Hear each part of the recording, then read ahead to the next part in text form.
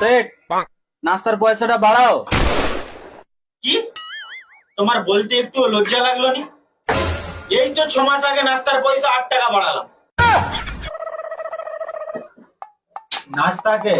নাস্তার টাইমে নাস্তার মতো খেতে শিখো। ভাত খাওয়ার মতো খেলে যত পয়সা বাড়ালেও তোমার নাস্তা ফুলাবে না, বুঝেছো? পুরে শালা 8 টাকা বাড়িয়ে এমন ভান করছো যেন 500 টাকা বাড়ি দিয়েছো।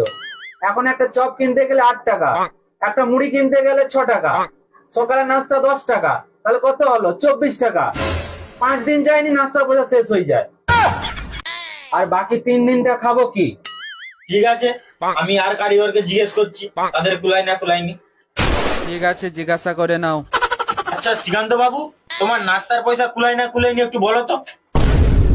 আমার ঠিকই কথা বলেছিল, মুড়ি কিনতে গেলে চপ কিনার পয়সা থাকেনি। শুনলে তো?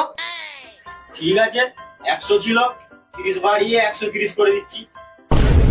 তুমি কি অফিসার চয়েসের দাম দিচ্ছ নাকি? 150 টাকা করে আমরা